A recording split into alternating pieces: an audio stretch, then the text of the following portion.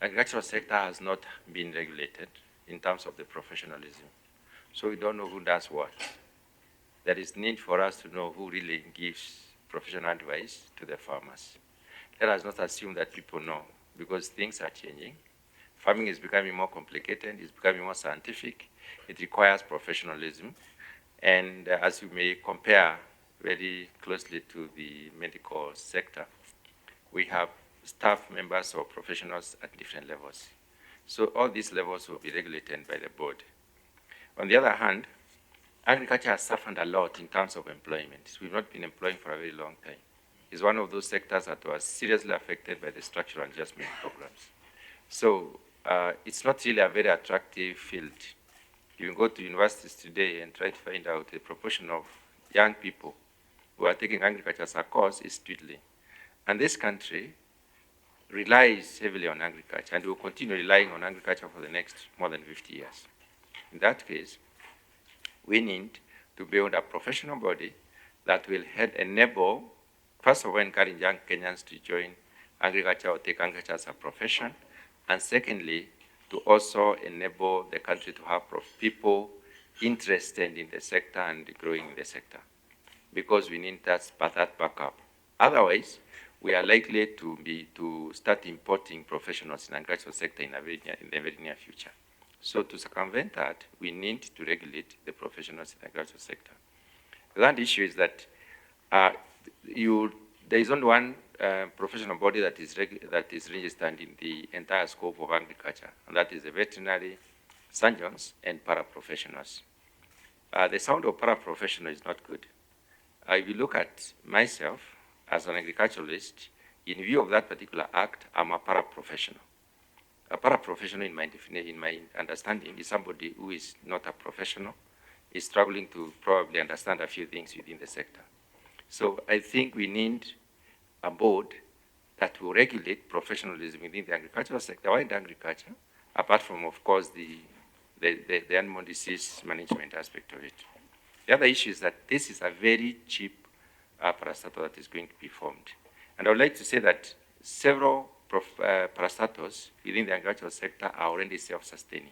I'll give you specific examples. Kenya Dairy Board is taking care of themselves, they're taking care of their costs, and I think they give some money to the government. Agriculture and Food Authority is already taking care of their entire costs, and soon we will get a lot of money from the Agriculture and the Food Authority. Then the Kenya Meat Commission is already zero rated in terms of the exchequer dependency.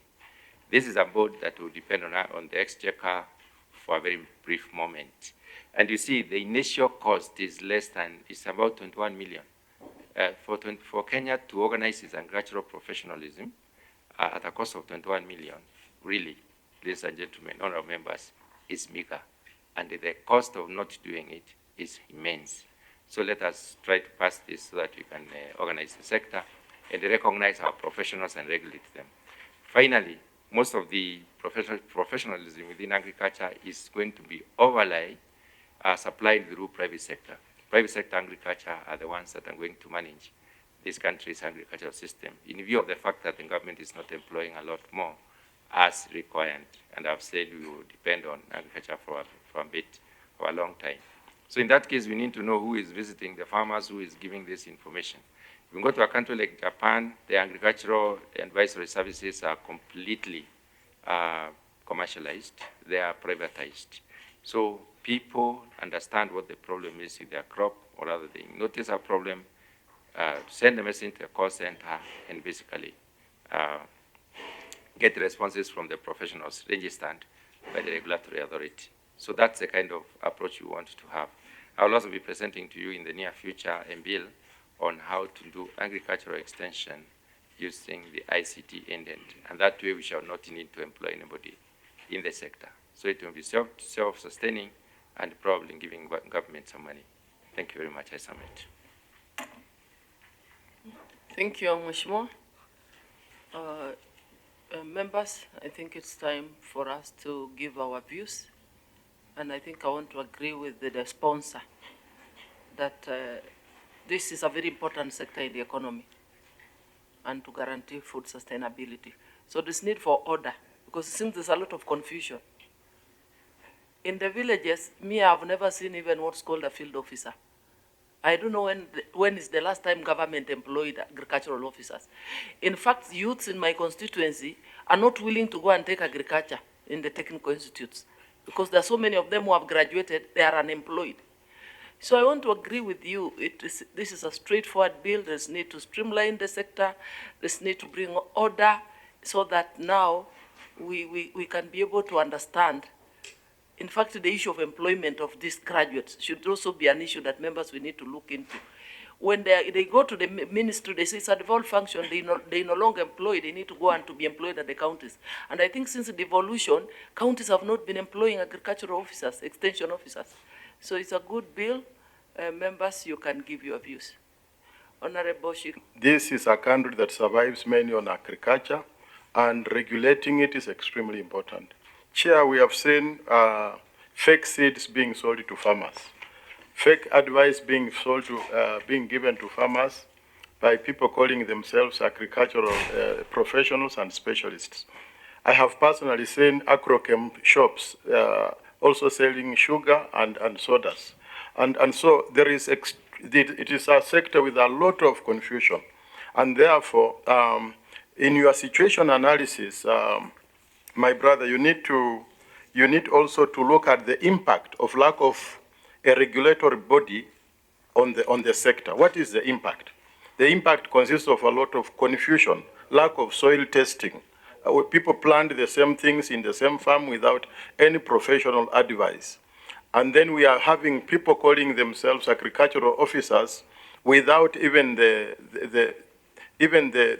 certificates required for them to call themselves as so. And so I really support this bill 100% with minor additions that we just need to look at. So in summary, Chair, with all that external funding, this is overdue. It should have been the first thing that you should have done when you came in as a chair of this committee. Chair, and good morning, Happy New Year. Without belaboring everything that has been said, because I think that what I have said has been overridden by Chikati, but I think it's better just I mention it, that it's very, very key that we pass this bill and that it's all long overdue, because we all know that agriculture is the backbone of this country. And all of us want to ignore everything to do with agriculture, and to the point that right now, we don't have these regulations. This is so key. Look at all the people that are coming out. We don't have extension officers. You haven't employed extension officers since 1989. And so already in the sector, we are lacking even the professionals that have been employed. Apart from that, we are churning out certificate holders, diploma holders, degree holders all over the country and bringing them out as agricultural officers. This is what the people are using. The common wananchi just gets anybody and uses them. When they do wrong things in the profession, we have nowhere to go to actually, which nobody that is there to regulate this extension officer that we get. So to me, it's key and paramount that we get these professional services, and that can only be done if we have this body to regularize in the sector. Please don't look for funding like you've been told. Let this bill come in. It's only 21 million as I can see, and reducing every other year. So I don't see why it can't be passed and we don't go on to look for money from the World Bank or anything for this bill. Asante. Honorable Makali Molu. Yeah, thank you, Mr. Chairman. Let me appreciate Dr. Mutunga for this presentation. I also join my colleagues in saying this is a very important bill, and really we have no reason to say no to it. But I just wanted to raise one matter. Now this is going to be a regulatory body, which means it's the professionals who are going to be regulated. I wonder why we need to get money from the government. Why can't the membership finance their own activities? And then you have a sustaining body. Thank you, Mr. Chairman. And I think professionalizing the entire sector is very important. And Dr. Mutunga, as you know, the productivity in the agricultural sector is the lowest in Kenya in terms of productivity per worker. That is why we see agriculture accounting for 18% of our GDP but on the other side, employing over 70% of the people who are engaged, and especially in rural areas. And therefore, that shows the magnitude of GDP apportioned to agriculture is not commensurate to the workers, and therefore the productivity is quite low. And also, agriculture really supports our manufacturing sector because of the other value chains, and therefore streamlining it and increasing production and also productivity will also go a long way. And I'm sure this is cutting across all the crops in terms of professionalism, not just food crops, but also cash crops like coffee, like tea, like sugarcane, the mainstay of our export-oriented agriculture, which I think this will go a long way into putting the cogs where they should be and professionalizing agriculture so that it's not just subsistence, but also becomes a business to those who are the farmers of this country. Otherwise, I want to give now Honorable Mutunga a chance for the closing remarks. Thank you very much, Chairman, and thank you very much, members, for the comments you've given. They actually enrich the bill, and I'm happy for and on behalf of the committee, because it's a committee bill, that I'm happy that you find sense in what we have presented. I'll just round off the comments. Most of them are comments from Honorable Shikati. Yes, indeed. We have fake information and fake products. If you look at what's happening in the agricultural sector right now, failure to have any professional body to certify, even the agro dealers, we moved to AgMark. AgMark is a private entity. And then as AgMark, to start to do the certification of food stocks, the inputs for the farmers. In the arrangement that we have, which is the voucher system, which is a government program, we are using private sector to do that. Now, we are creating an opportunity to professionalize agriculture within the private sector context.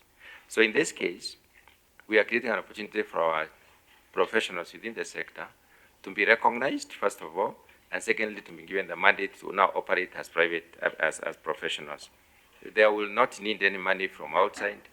The money that is required for payment of services will basically depend on the kind of service that is required at that particular level. Secondly, there is a mention, which has been mentioned by one or two of the members, about the money, the bill being, county related. You realize that the function of the policy is not a county preserve. It is basically a national government function. So this regulatory function is domiciled at the national government level. So it will be operating at that level. It will be registering professionals who will therefore be recognized based on their backgrounds, on their competencies, and the professional specialisms or specializations. And therefore, anybody who wants to engage or even employ agricultural professionals can refer to this body. And they'll be able to they'll be told, if you go to Nyakach, you'll find 1, 2, 3, 4, 5 agricultural professionals of these categories. If it is specialized in fish farming or other, depending on the area itself. So it will sort out the sector as it were. Now, Ruth, thank you very much for the comments. Yes, of course, government stopped employing very long ago. In fact, I think we were among the last ones to be employed. And now, tying this one up with what the Honorable, I don't remember who said that we can deploy some professionals from the ministry. The ministry has no one to deploy, I may tell you. It is actually dying from below. We just have very lean staff who are all retiring. At any one given time, we are losing professionalism in the sector. And therefore, it is necessary for us to build this professionalism through harnessing the professionals to be speaking together, and therefore with on board that we will rationalize who actually belongs, who is a professional and who is not a professional, and to what extent can these people be allowed to operate. Yeah, Honorable Dr. Makali Mulu, why can't the members sponsor or, pay for themselves?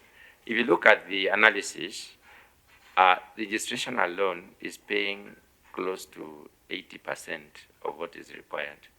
registration alone of the members, licensing alone.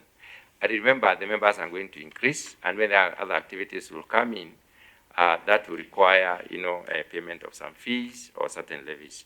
Within a very short time, this body will be basically, supporting itself and even contributing to this exchequer. So having this body is important for Kenya in sorting out the professionalism within the agricultural sector, and secondly, as another avenue to basically also generate revenue. So I think what we need is the initial push, which is not there. These professionals are in loose associations or membership associations who are not looking into the professionalism of the individuals. They're looking at who is qualified, and that is then you become a member if you have really gotten and done a course in agriculture. So it is important that we put the body together so that we can bring the quality control, and therefore the need to ask for. I've mentioned about the secondment and the achievement. Finally, the issue that the chairman brought up, the areas that, of course, the contribution to the GDP and the per capita, of course. We have so many people engaged in agriculture, almost everybody else. Either you are in agriculture or you do a few other things. And as a country, this is the reality. This is where the people are. This is where most of the Kenyans are.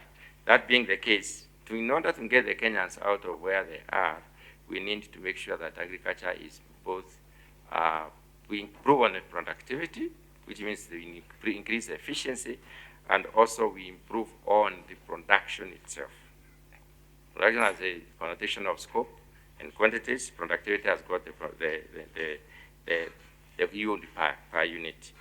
Three things that must be done correctly. One, we must be able to get the germplasm correct, the material that we promote to produce, the seed, the gene, of the genetic makeup of the animal that we try to put on the production process must be correct. It must have what is called hybrid vigor. It must be vigorous to give us, whether my so that is very important. The second one, we must take care of the soil health. We must advise the farmers correctly on what type of correction they need to do on the soils. We've been relying a lot on DAP, and we realized that last year, the promotion of 1717 for us planting fertilizer has kind of changed the equation. So we need to know what does the soil require in locality A, because every locality is specific and peculiar, and therefore we must be able to give, to rely on that. The other thing that the government is doing, which I think is really important, is increasing the amount of water available for irrigation. Most of Kenya requires supplementary irrigation, and therefore you cannot do a crop anytime. It's only about 16% that we can do. And in that 16%, that is where all of you live, and other Kenyans who are able. We have bought land in high potential areas to put up houses. So we need to professionalize this sector so that you can be able to contain it in a better way. Thank you very much. Thank you very much, Chairman.